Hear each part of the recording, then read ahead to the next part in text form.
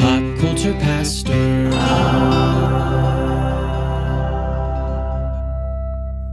All right, Cody. Happy New Year. See. So I said Merry Christmas in our last pod, and he hit me with the Feliz Navidad, and I could see the wheels turning inside your head. Yes. Trying to find... It's Prospero año y felicidad. I could see his head looking for it and not finding it. Yeah, no. It's early New Year's. When I say early, I mean it's like 10. It's AM. Yeah. But I don't know. I don't know what you did last night. Well, just tell everyone. What did you do last night? So there was this hipster TV show called Stranger Things. Mm-hmm. We watched the series finale. I have thoughts. I came down here to the Fire Escape Coffee House for a little while. But before that, I had binged the last 2 episodes of that second drop of Stranger Things because my older kids really wanted to watch Stranger Things with me last night. But by the time I got home, it was after 10, and I was like, guys, I can't. I'm too tired because I'm old. And so I was like, I can't do it. But they did. They stayed up and watched Stranger Things. So, yeah, but that was my New Year's as well. I got tired. I went to bed. And that was that. Cody, it is the new year, and I want to tell a little story because every year when January 1st rolls around, everyone tends to think of, fresh starts. It's a new calendar. You might have new goals. You might even have a new playlist on your music platform of choice. And somewhere in the background on your new playlist, some people might have like a best New Year's songs, like to start their year with. And if you do, you might have a song by a band called U2 called New Year's Day. Bingo, bango, bongo. And New Year's Day has a weird kind of, atmosphere around it. It sort of reminds me of the Bruce Springsteen Born in the USA, as in like if you just heard the song, listen to the song, or look at the title, you'd think it was about something, but it's not really about that. Spoilers. So it's been out for a while. But this U2 song's just like that because most people look at the title of the song and like, oh, they think of New Year's Eve. They think of parties and fun. But this song's not actually about champagne or countdowns or resolutions.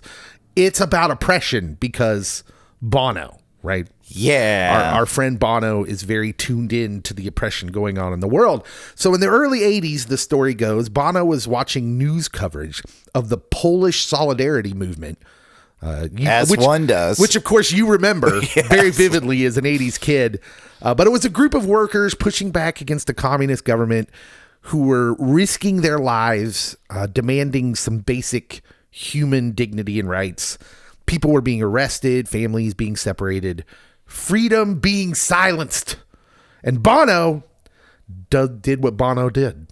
He felt that tension between the hope of New Year's Eve, and that tomorrow it's going to just roll on, right? Post-celebration. So he wrote this song. But instead of shouting politics, he did that thing that Bono just has a knack to do where it's a love song, but it has a deeper meaning. Yeah. Which, that's what we love here. We love people that tell stories. You got something important to say, but you tell it through a story. And it's a song about holding on to hope when the world feels like it's falling apart. One of the lyrics is, I will be with you again in the love song. And it's not obviously about the party at midnight. It's about believing tomorrow can be better, even when today looked kind of brutal. Exactly. And I just was thinking, I think about this on New Year's because every New Year, whether we're being honest with ourselves or not, we're kind of standing in this tension of the hope of a new year, but everyone's exhausted. It's the end of the holiday season, and you've no doubt been trying to make things work for your families, your friends, or whoever or yourself. And there's hope and exhaustion. There's your faith, whatever it may be, faith in a higher authority or faith that things are going to get better versus your fear. And I just feel that tension every New Year's. And I think that's why that song still hits, frankly. And U2 obviously still hits. That's why they're one of my favorite bands of all time. They know how to have deeper meanings without it being just a slap in the face, and talk about more delicate issues. So if you're someone that is a person that's about the lyrics, check out U2 if you haven't done so yet. This U2 you speak of, they're good? Yeah, they're pretty good. I'm still baffled that people were upset that they got a free U2 album in their iTunes account. That was an amazing time. That couple days was one of the more entertaining days. But yeah, as we're celebrating New Year, I want to remind you that the most meaningful New Year moments aren't the loud countdowns or some resolution you're going to make or even succeed at, but they're the quiet decisions that we make to keep trying and to stay hopeful and to believe that something better is coming, even if you can't see it yet. That's the energy we want to bring into this new year. And basically, when I envision it in my head, it's rolling up our sleeves. It's hope rolling up its sleeves and saying, let's go, let's keep hoping, and let's keep telling that hope through our stories, which that's what we're about here on Pop Culture Pastor. That, by the way, this is Pop Culture Pastor, the podcast. Yes, it is. We haven't changed names. And my name's Dave, and Cody is here. I am. And we're all alone on this New Year's morning. It happens. Yeah. But it feels right. Feels right, Cody. This is our What We're Looking Forward To episode. What we're looking forward to in 2026. Can you believe it's 2026? I've been hoping it's 2026 for like the past 2 months. So, oh man, enough small talk. It's time for what we're looking forward to in 2026. And I figured we'd just start with movies. So Cody, I'll let you go first. What's on your list of movies that we got to see? And of course, I'll comment on them as well. We'll have a little conversation. Okay, so the first movie that is a must-watch, and it's from this small indie director named Christopher Nolan. I've heard of him. Comes out July 17th, 2026, based off a book, actually. That's what I hear. It's called The Odyssey, and everyone and their mom's evidently in it. So you have Matt Damon as Odysseus, Tom Holland, Robert Pattinson, Zendaya, Our Pat, Mia Goth, Anne Hathaway, John Bernthal, Charlize Theron. Yeah, it's an amazing cast, but it's Chris Nolan, so you know he's going to get the best cast. Did you see the trailer? I did. What'd you think of the trailer? Can we release this now? Right, I know. I want to watch this movie so bad. People were complaining about like the historical accuracy of the armor online, and I'm just like, guys. So like with that, I'm okay with you if you want to make it look cooler, make it look cooler. Yeah, that's fine. That doesn't take me out of it. It's once you start shooting cannonballs at the Great Pyramids in your Napoleon movie, okay, I have beef then. Yeah, there is a subtle distinction here that I think people forget, and that is that the Odyssey is fiction. Yes. Clearly.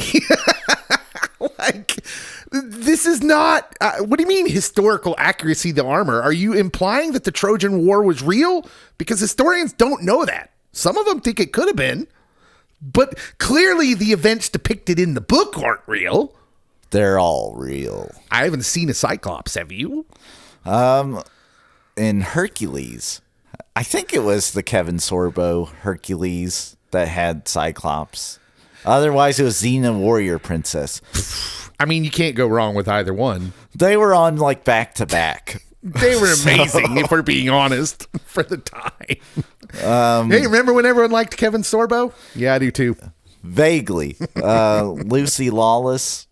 Everyone still likes her, I think. So the Odyssey, man, it does look really, really good. When was the last time when it was a big movie, tentpole summer movie, which, first of all, by the way, I love the idea of Christopher Nolan taking up space during the summer blockbuster season. Yeah. With these super big, deep Chris Nolan-y movies. I just like that. But when was the last time it was a big literary thing? Is it Gone with the Wind? Is that the last? I mean, That's kind of, I mean, when I say literary, I mean like literary classic. Although when Gone with the Wind comes out, it's not such classic, right? It was still pretty newish. I don't know. Someone will have to school me on that. I don't count Jane Eyre and all those like the romance, British Victorian romance movies. I don't count those. Yeah. And I don't think Of Mice and Men was a huge blockbuster. No. Shakespeare's been done quite a bit, many times, many different versions. Yes. I just don't remember something literary like this being such a huge upcoming event in the movie theater. Oh, brother, where art thou? Well, I mean, yeah, based on the Odyssey, but a lot of people didn't understand or know that when that movie came out, though. That was kind of after the fact thing. So now that's the lens I'm viewing this through. Like, this is a version of Oh Brother, Where Art Thou? Yes. I'm going to see this movie called The Odyssey. I heard it's a classic version of Oh Brother, Where Art Thou without the songs. That will be great. But it will have George Clooney's best friend, Matt Damon, in it. Someone needs to represent. Yeah, I'm looking forward to that, too. What else you got? Another flick called Supergirl. I knew you were going to have this on your list. So I have been eagerly awaiting this one, especially after finishing the graphic novel that it is based off of. Intrigued to see if Millie Alcock can bear the mantle of Supergirl and make her relevant to cinematic fans. Yeah. Because Supergirl has a following in the comic books. It's not like comparable to Superman or Wonder Woman or Batman, but if you're a fan, you're a fan. So you just haven't really gotten a definitive Supergirl on screen. Whoa. Shocking Helen Slater slander. I know. You're right. I wasn't joking when I said we haven't gotten a definitive one. Like, literally the lady that played her in The Flash.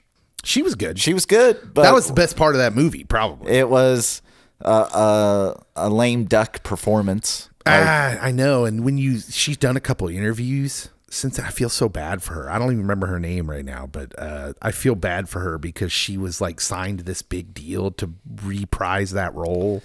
And if that universe hadn't been a dumpster fire, yeah, thanks to Warner Brothers, like, she might have actually done a really great job with it. But Sasha Cal was her name. I am excited about Supergirl.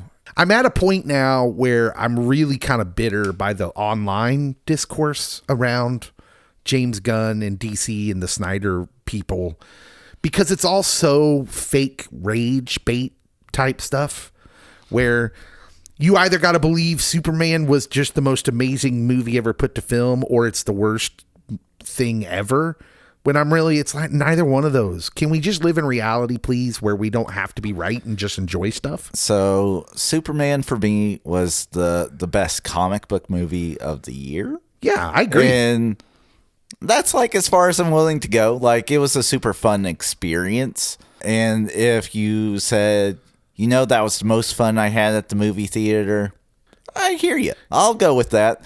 But to say like, oh, it was Citizen Kane. Right. It wasn't that, and that's okay. It doesn't need to be. To me, it edges out Thunderbolts, but also those are two completely different style superhero movies, so they don't really occupy the same space for me, but I enjoyed Superman the most. So I'm looking forward to Supergirl.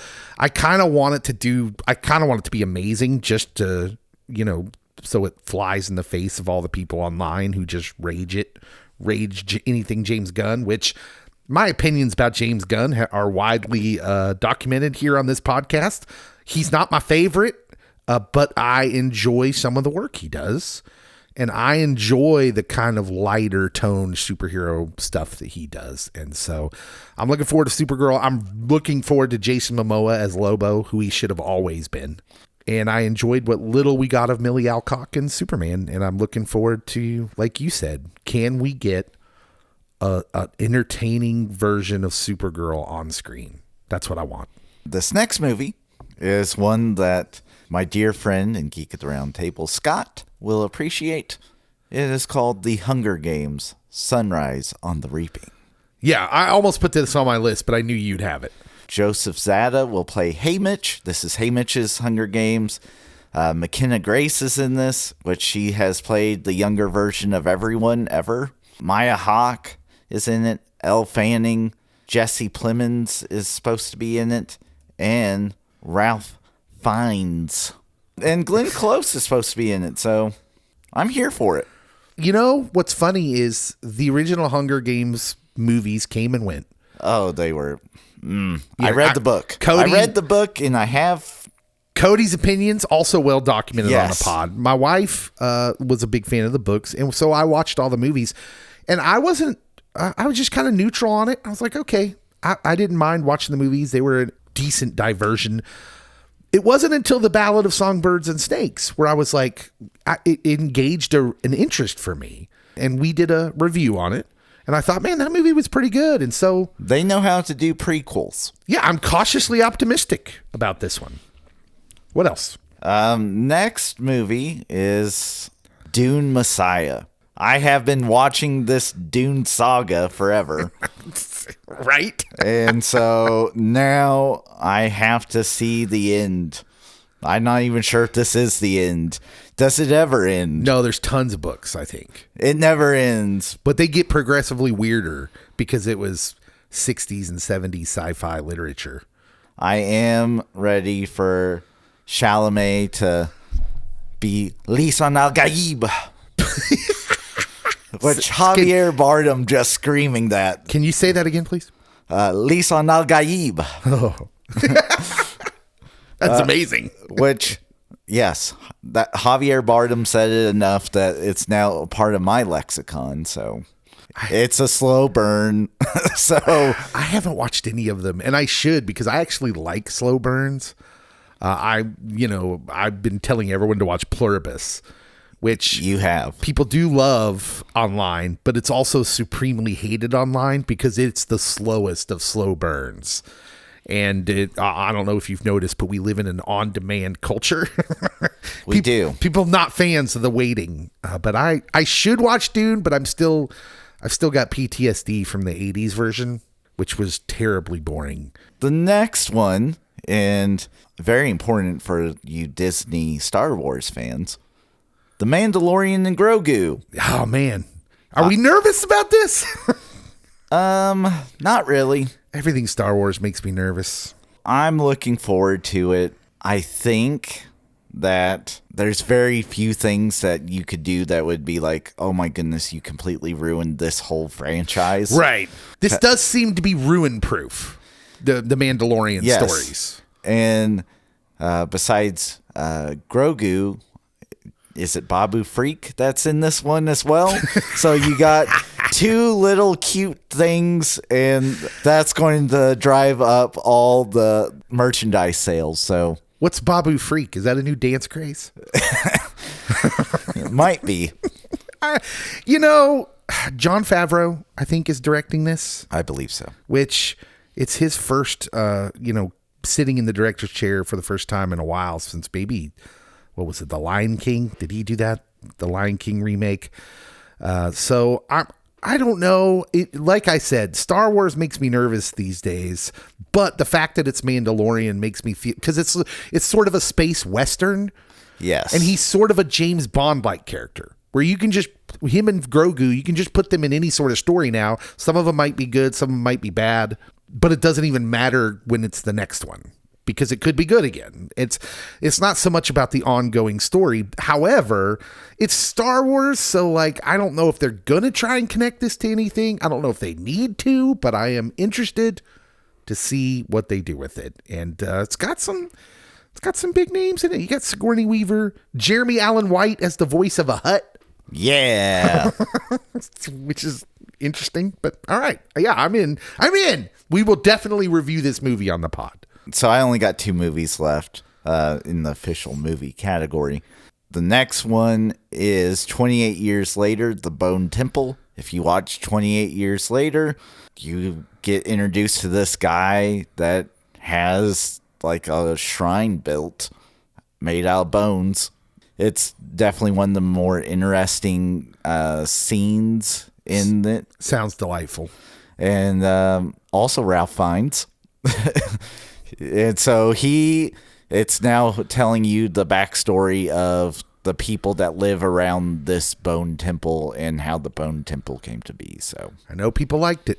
28 years later. I did not see it. I've seen the first two, but it's another one of those where when you have young kids around, you have to wait for them to go to bed to watch certain things. And this is on that list of things of like, I would like to watch at some point, the one that came out last year. I just haven't gotten to it yet. And then my last one, it's a movie written by Mike Flanagan, but not directed by Mike Flanagan because he had scheduling conflicts. DC's Clayface. So yep. body horror is coming up, and I'm intrigued by it. 2 DC movies coming out this year, and both of them on both of our lists because Clayface was also on mine. Clayface is an interesting character. Batman villain. Yes. I don't know what my concern's always been is like, how do you make that look good in live action? How do you base a story completely around a Batman villain, but in Mike Flanagan we trust? Yes. Right. And if you watch The Life of Chuck, which was not a horror movie, he did that as well. And that was delightful. Someone put The Life of Chuck on their one of the 10 worst movies list. Variety's a bunch of jabronis. And I'm like, did you watch movies in 2025? Cody knew who it was. I did. Tell him. I saw it and I was like, wait, what? If it wasn't your cup of tea, I understand that. If you were upset because you didn't get enough Tom Hiddleston, I get that. But to say it was a bad movie, you didn't watch movies in year 2025 of our Lord. Strong talk from Cody. Movies on my list. There's a movie coming out the end of January called Send Help, which is a horror thriller. I know, not usually my place. From Sam Raimi. Do you know Sam Raimi has not directed a standalone movie that was just an original movie for like 17 years? That sounds about right. So, this comes out. It's got Rachel McAdams and Dylan O'Brien. Also, Dennis Haysbert, little President Palmer. Oh, okay. We need more President Palmer, but it's essentially like this horror thriller about these people, 2 co-workers who were forced to survive on an island after a plane crash. So think Lord of the Flies mixed with Office tension, but with Sam Raimi sensibilities, which I'm kind of excited about it. And Rachel McAdams and Dylan O'Brien is an interesting combination. I do like Dylan O'Brien, and Rachel has never done a bad movie I've seen. So. No, she's awesome. She's amazing. I'm also looking forward to a movie called How to Make a Killing. It's a black comedy with our friend Glenn Powell. Oh. Margaret Qualley. So, just stop right there. Glenn Powell and Margaret Qualley are like 2 of the biggest actors going right now, especially when you think like next gen. Yes. And so Glenn Powell, Margaret Qualley, it's a dark comedy, black comedy thriller. I don't know how you want to describe it, but it is an inheritance story. It's a story about Glenn Powell's character who has been like a black sheep kid or has somehow been disconnected from the family. And now he's fighting for this inheritance and there's killing in action, but it's Glenn Powell and Margaret Qualley. I don't know much about it. I saw the trailer. Like, the first Knives Out. Yeah, similar, but with more Glenn Powell. Yes. And there's another movie coming out in early March called The Breadwinner, starring Nate Bargatze. Are you a fan of Nate Bargatze? I am a fan of his comedy.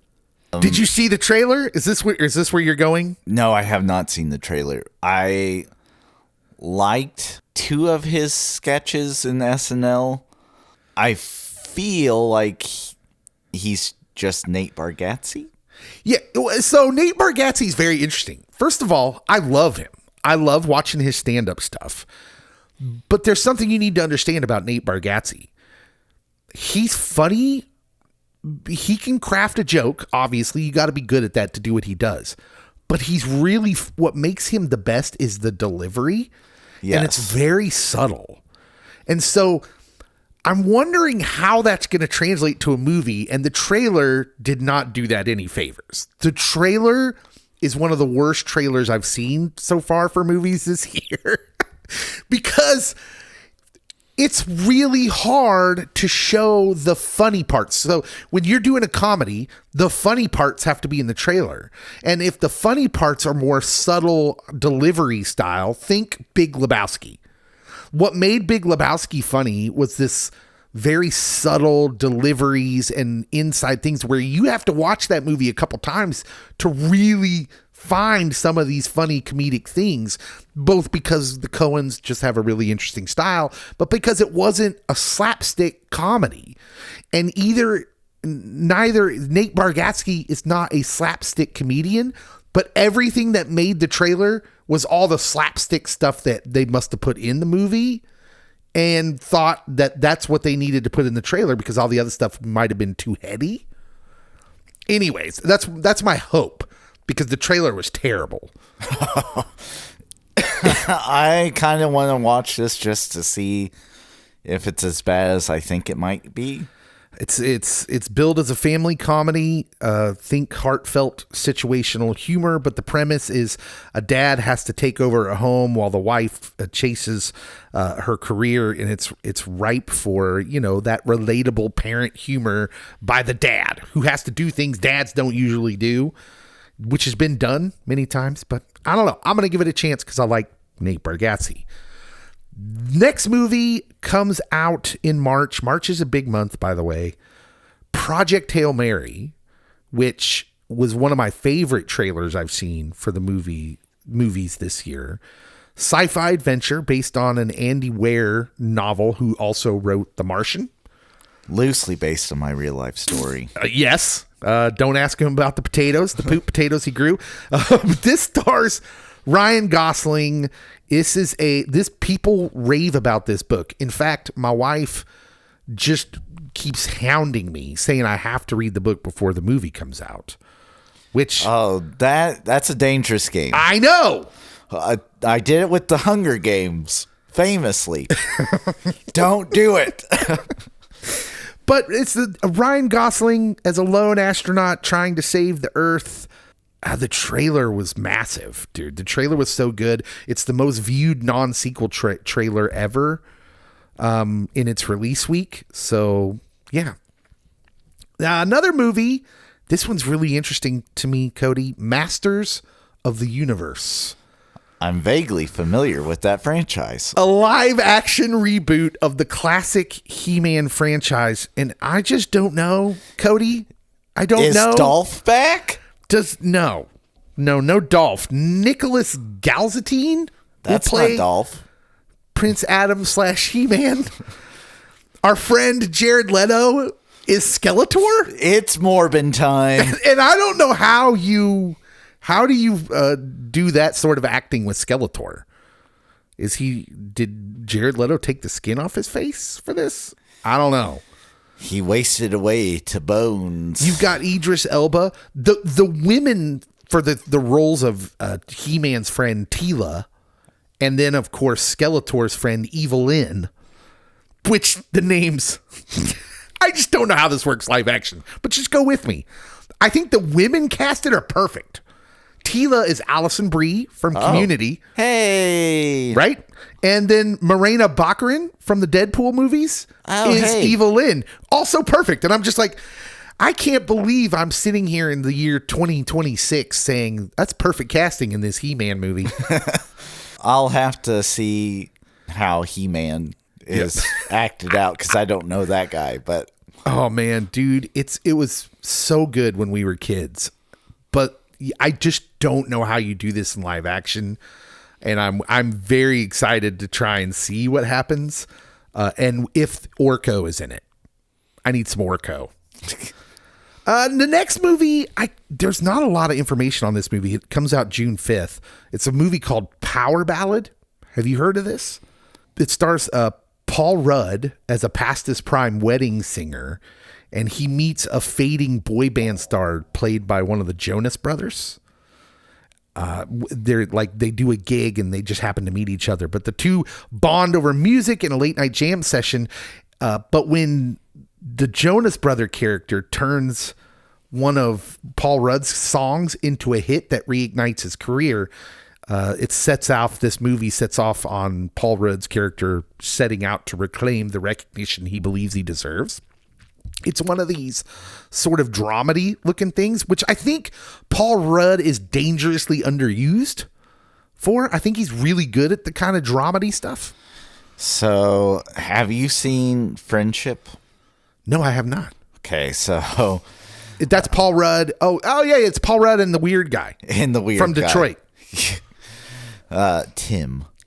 Yeah, that guy. The basketball. Yeah. That's all I know him as. Oh my goodness. Basketball. So Tim Robinson, Paul Rudd. But it's like a dark dramedy. I'm intrigued, but at the same time, I'm like, if this has the same awkward cringiness, I don't know if I can watch it in one setting. Because Friendship, I had to take a break. Ew. This is too much awkwardness. I'm getting secondhand cringe here. But it's supposed to bring up that emotion in you. But Paul Rudd, like, especially delivered in this. Yeah, Paul Rudd's. When are we just put Paul Rudd in? Just give him a Lifetime Achievement Award at the Oscars now. Because when it's all said and done, I mean, he'll be one of our best actors ever, right? He doesn't miss. I have not heard as thrilling remarks about the new Anaconda movie, but yeah. Well, that'll be one of the ones we don't talk about. I blame Jack Black. Probably. It's all his fault. Next movie comes out June. Just released a trailer. It's called Disclosure Day. Did you happen to catch this trailer?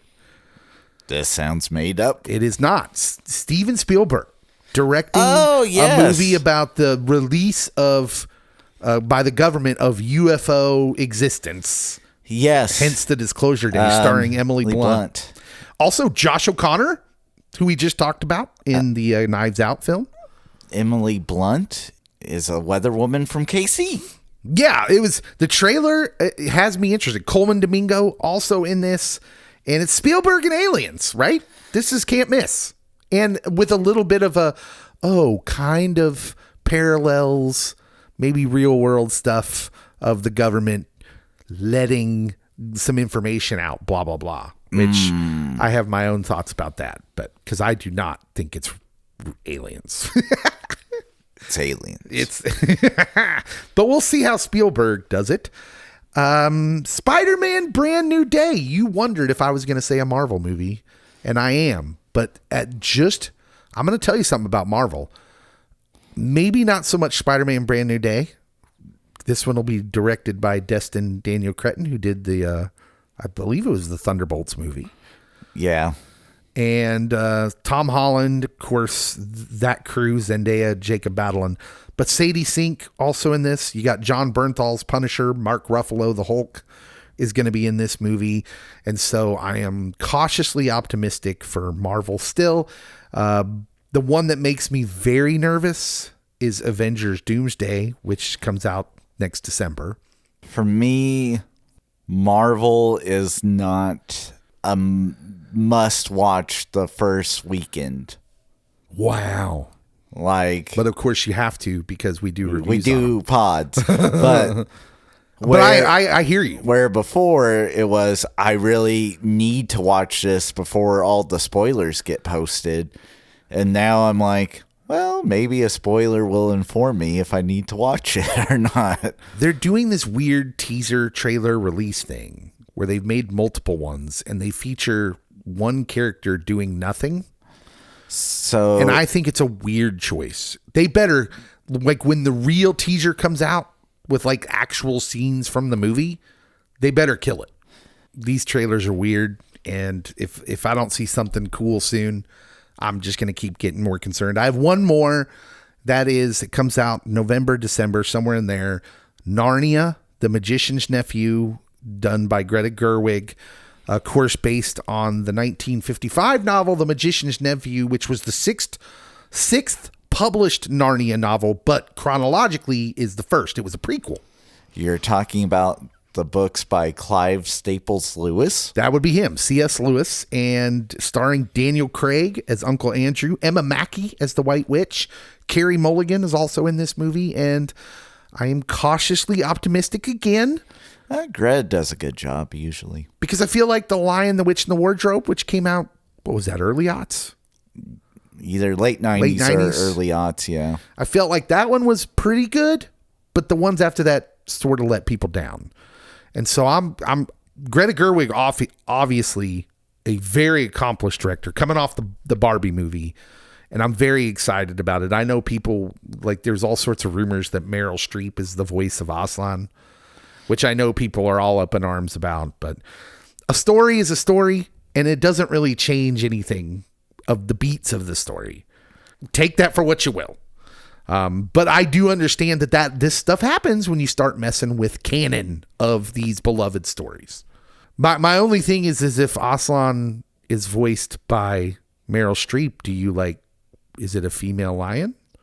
How does that work? So. Will she not have a mane? Yeah. To me, it sounds like a fake rumor, like just to get people riled up. I'm okay either way.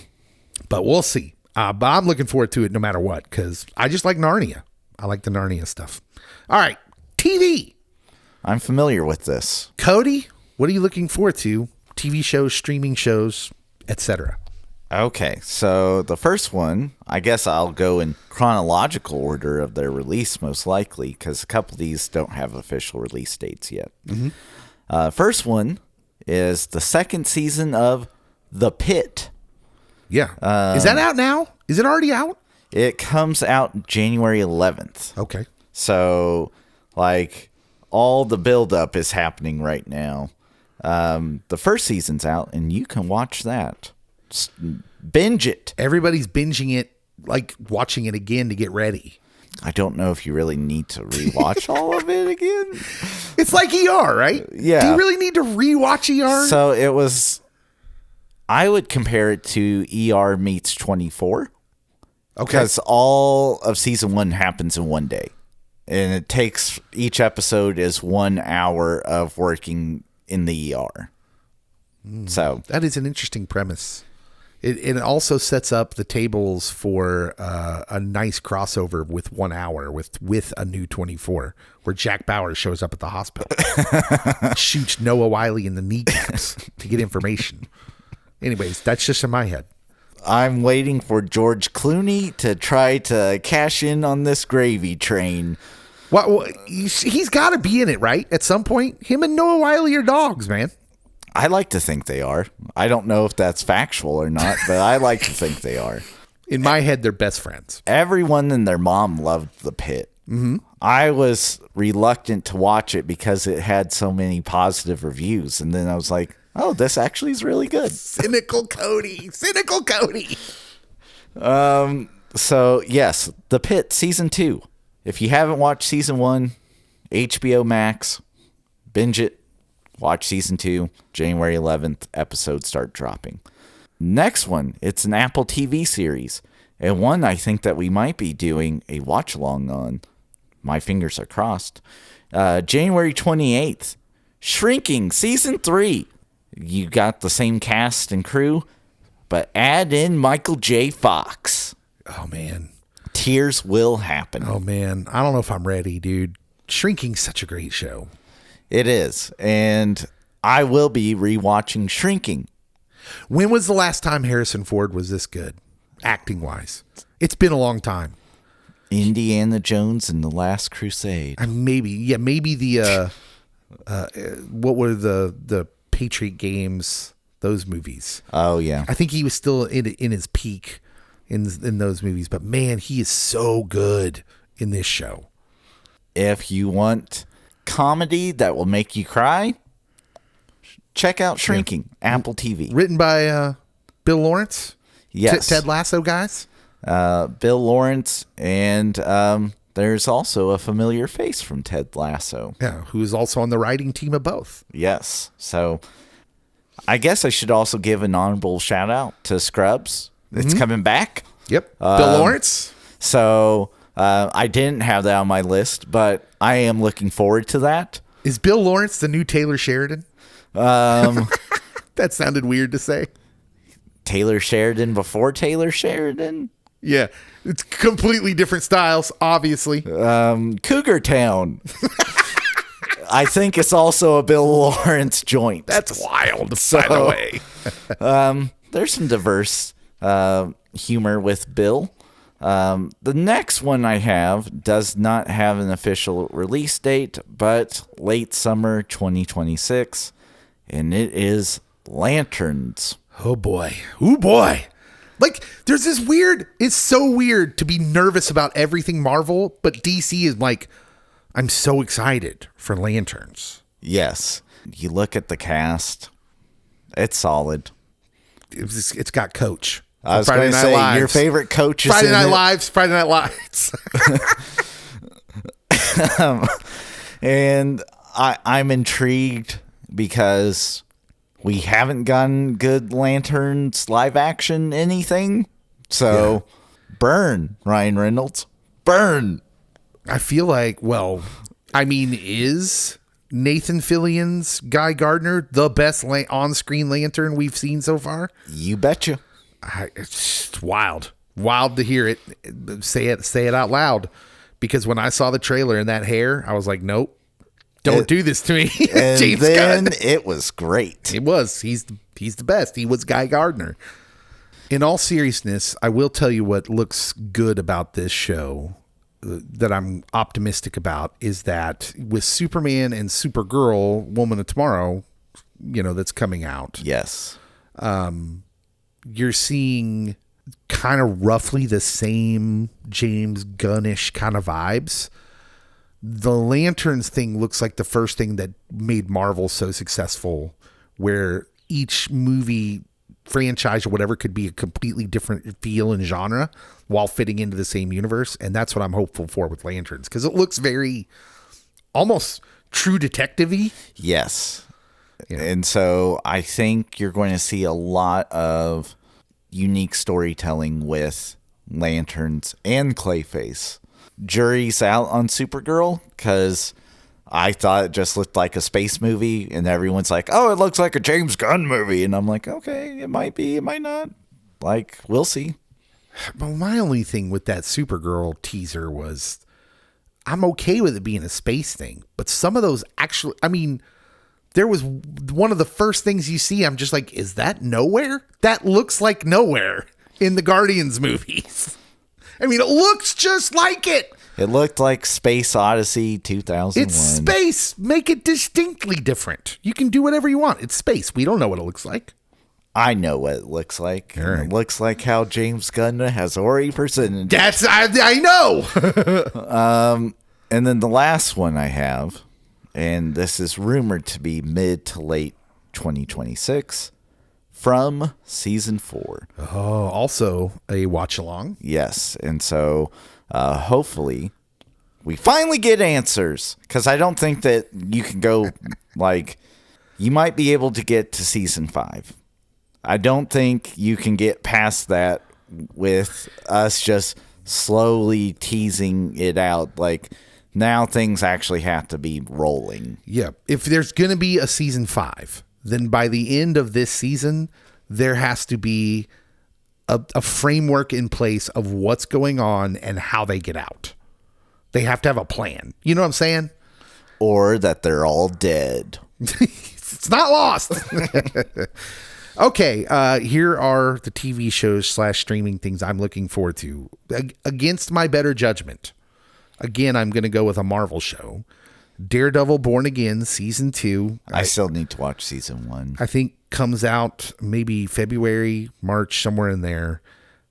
Charlie Cox, Vincent D'Onofrio. They did this all kind of back to back.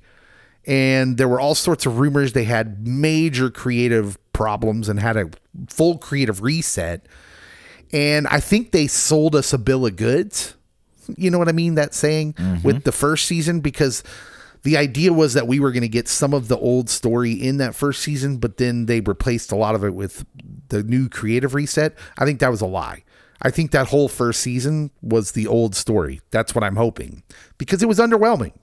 So I'm hopeful that season 2 is going to be full after the creative reset and they finally get going in a direction where they do this justice. They do Daredevil Kingpin justice, because the best parts of season 1 were dialogue, and it was just actors chewing scenery, letting them rip, which it shouldn't be. It's Daredevil. The best part should be action.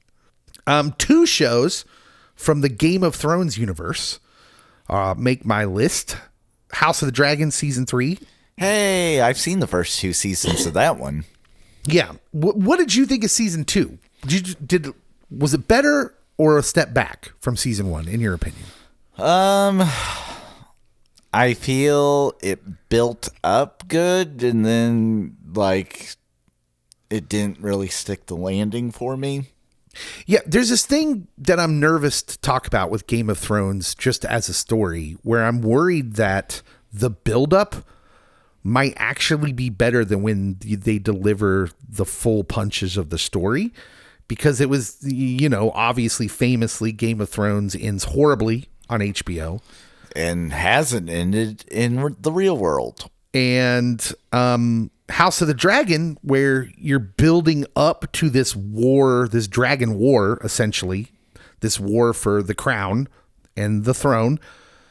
Once they started it, people were disappointed. And I'm just wondering, hear me out. Here's my theory. In a story that's all about subverting tropes, like Game of Thrones, like George R.R. Martin does, is it a problem when you finally start wrapping up the story and have to give in to the tropes?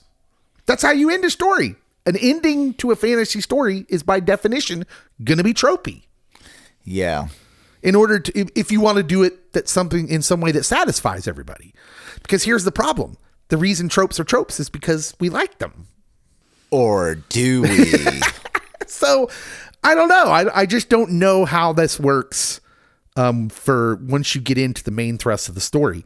But that's why I'm so encouraged by this other show coming out called A Night of the Seven Kingdoms. This is based on George R.R. Martin's Dunk and Egg novels, which are part of that universe, but they take place farther back, and it's a smaller, more character-driven, less Game of Thronesy vibe. So you're telling me not everyone dies off? Think buddy cop story inside the Game of Thrones universe, but smaller scale. We're not talking about wars for thrones. It's just about these 2 guys having adventures in this universe. And so that feels like it's going to be a little lighter in tone, a little more heart, a little more humor, more character driven than the political stuff. And I'm just like, okay, this might be the answer to that problem I was speaking about in the Game of Thrones stuff. Fingers crossed. The other movie I want to talk about, and I talked about this one last year on what I was looking forward to, season 1. Now I'm going to say Paradise season 2 on Hulu. If you have not watched Paradise on Hulu, I haven't even heard of it, even though I was here last year. They don't market it very much, and I don't know why. It's got Sterling. Is it Sterling Brown? Yes. From This Is Us, who's amazing. He's great. Paradise is a great show. Season 1, the pilot episode ends with a twist that completely takes you in a different direction than you thought you were going. You watch the entire pilot episode thinking you're heading in a direction, and it's very tropey. And then they flip it, and you're like, whoa, I didn't see this coming. And then the whole series is based on this twist. You farther into it. And then in the finale, they twist it again. They twist it again into something that's going to head a completely different direction in season 2. I think it's brilliant. I just think it's a brilliantly constructed idea and show. It's Dan Fogelman who did This Is Us. Sterling Brown is an amazing actor, I think. And so I think it's good. It reminds me, that pilot episode reminds me a lot, even though it's a way different style, of Pluribus. The pilot episode of Pluribus, in a much more subtle way, is giving you all these tropey things, and you think you're getting a certain type of show, and then they completely subvert it, which I think I dig that. I will be giving this Pluribus a chance. You should. It's maybe a better show for binging if you're not someone who likes slow burns.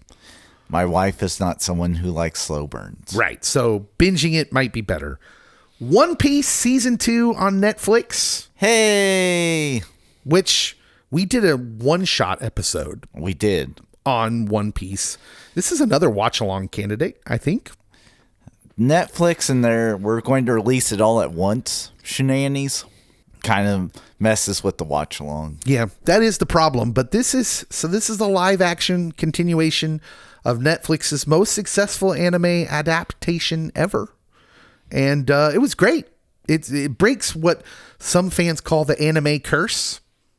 Some fans like it. I don't think all fans like it. No. I know some hardcore One Piece fans that are like, oh my goodness, Cody, you can't honestly like this. Here's the issue, my anime fan listeners. I hear you, and I hear what you're saying, and I'm like, that's totally a fine thing to say. But for someone like me, who is definitely not watching 1,000+ episodes of the anime. Nope. I enjoyed the live action. I thought it captured the sensibility of anime in a way that I hadn't seen in live action. So what I was told by someone that they would compare it to kind of the Dark Tower movie. Yeah. That like, it's expansive. You're now trying to combine all this and like get it moving in the short time period that doesn't do it justice. And I'm like, as someone that really liked the Dark Tower movie because he didn't read the books, which I do want to get into reading those books, but it's a good comparison, but there is some subtle differences. One, first of all, it is a good comparison, so I'll give him that. But the Dark Tower movie was what, an hour and 45 minutes? It was an hour and 45 minutes. This was what, 8 to 10 episodes, I think, almost an hour long, each of them. And they're doing a season 2 and it's expanding. It's going to expand more on the universe. I think in the long run, you'll see that they're not going to do 1,000 episodes because it probably costs a lot. You betcha. So they have to rush the story a little bit. But I think comparing it to the Dark Tower movie is a little unfair because they're both expansive stories, and the Dark Tower tried to do it in 1 2-hour movie, which just isn't going to work. Although you did great casting. The casting was amazing. Should have worked. The Marvel project, I think I'm most positive about. Not nervous at all about this one. Oh, there's a Marvel project? Mm-hmm. But it's not Marvel Studios per se. Oh, okay. The project is Spider Noir. Oh, hey. With our friend, Nick Cage. That one you shouldn't be nervous about. There will never be Nick Cage slander on this show. Quite the opposite. We love Nick Cage. Amazon Prime Video, Spider Noir, live action Spider-Man Noir series based on the character from Spider-Man Into the Multiverse, the Miles Morales cartoons, movies, animated movies. Yeah, and Nick Cage voiced the character, and it's going to be all black and white, take place in 1930s New York. I'm just so here for this. I'm here for anything set in like a world where it's stuff we know, like comic books, Marvel, and yet it's super weird by concept, and then you put Nick Cage in it. Fantastic. You can't go wrong with that idea. Exactly. And then finally, this is my bonus one because there's not a lot of information out there on it yet, but it's a show called The Fall and Rise of Reggie Dinkins. Oh, I did see that on a list of things that you should be looking forward to. So stars Tracy Morgan as an ex-NFL star who is trying to repair his reputation and rebuild his life. And he's trying to do it through a documentary. And the documentary filmmaker is going to be played by Daniel Radcliffe, Harry Potter. Harold Potter. And the whole thing is like a reunited people of 30 Rock. Tina Fey's behind this. And so you got Tina Fey, 30 Rock writers, Tracy Morgan, and then you throw in Daniel Radcliffe. Man, I'm all in. I think this is going to be the surprise hit of the year. So I wasn't the biggest fan of 30 Rock. I didn't hate it, but like You didn't love 30 Rock? it had moments, and then there was characters that completely turned me off from the show that I'm like, Interesting. if we're going to continue to be a main character, I need you to be at least slightly more likable. Was it Alec Baldwin? He was one, yeah. All right. Do you have any books you're excited about? So I have a book that came out in 2025 that I have not had. Well, 2 books that came out in 2025 that I have not had time to read yet. And so I will give them honorable mentions because I know you actually do have books from this coming year. Everything is Tuberculosis is a book that I purchased. And the guy that wrote it, he's a big name author, and I assume Dave's looking him up. But he is the guy that wrote The Fault in Our Stars. And so this is really a break from that, but he's also written some good nonfiction books. And so this is a nonfiction piece about tuberculosis and how like it impacted everything that we The writers take that in. can go back and forth from fiction to nonfiction are fascinating to me. Yes. Did you look him up? I did not. No. Oh my goodness. Thought you said you did your homework. I did my homework, but I also realized John Green is a big deal. Who's John Green? He's the author of this book Oh, yeah. and a ton of other books. We're clearly book people. Yes. And then the last one I have, and this is going to sound like a weird one. So it is called The Perfect Tuba, Forging Fulfillment from the Bass horn, Band and Hard Work. It's by Sam Quiones, in which he spoke at a conference I was at this year for mental health. It's literally about people that played the tuba and like how those people tend to find fulfillment a lot easier than like your star athlete types, and they're going to be more loyal and there's more dedication and follow through. Sounds thrilling. It actually is. I'm messing I'm around. just am not giving you a good descriptor. No, that is a fascinating concept, though. I'm here for fulfillment talk. Is it because, well, read the book, right? But immediately I'm asking questions in my head. Is it because you're not going to get famous playing the tuba?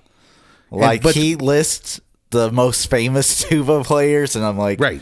Who are you? But because of that, there's no pressure to try and do that when you're just a tuba player. It's just to get as good as you can get and then be content in what you do. And like how evidently some of the most stolen objects from schools in California is the tuba. That's weird.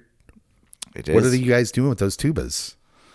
Teenagers playing? Forget it. I don't want to know. In bands, Dave. Okay, so I got a couple books here. One of them is simply by the guy that wrote it. I'm a fan of this guy. The book is called To Live Well: Practical Wisdom for Navigating a Chaotic World. It's by a guy named Alan Noble. Familiar? Yeah, Alan O. Noble. He's I would say a Christian scholar. He's a teacher down in Oklahoma, so close to us. But it says that what it is a grounded, thoughtful guide to living faithfully and sanely in an anxious, overstimulated, always online world, which is kind of his wheelhouse. He writes about this stuff a lot, which is why I follow him on social media. Clearly, this matters because it's going to speak directly to burnout culture and the digital overload of our world and the feeling that everyone is constantly behind, like we're trying to rush for something that I'm not sure we can ever catch. But he blends philosophy, theology, and everyday experience in a very accessible way. Noise. And so, yeah, I would like to read that just because I follow Alan Noble online and he seems like my kind of dude. He does have some funny posts. Yeah, and he's funny. He just seems very entertaining. I don't know the author of this next book, but I am deeply interested in what he's writing about here. Stephen King. No. The author's name is Jimmy Hinton. The book is called Beauty Speaks. And it is a thoughtful exploration of how beauty itself historically has been one of Christianity's big selling points. But now it's overlooked, and it's an overlooked way of communicating truth. And so this is what it says it's about on Wikipedia. Rather than arguing theology through debate or doctrine, Hinton makes the case that beauty in art, story, music, and even human kindness has always been one of the church's most persuasive witnesses. He argues that in an age skeptical of authority and arguments, beauty can disarm defenses and open hearts in a way logic alone often can't. And if a lot of that sounds like, yeah, I get why you'd like that, Dave, then yeah, you get it, because in a lot of ways, that's how we see stories. And he's literally talking about the beauty in stories here through art, through a movie, through books, through music. And there's something about beauty that humanity reacts to in a way where I'm just up for anyone that wants to deeply explore this, even in a non-spiritual way. Just in a way of like, hey, we're all human, and clearly beauty is something that affects us and impacts us. And so I'm definitely going to read this book. It's going on my list. So maybe it won't be till Christmas, but it's going to go on my wish list on Amazon. The last thing that I'm looking forward to in 2026 is, of course, all the cons we're going to go to.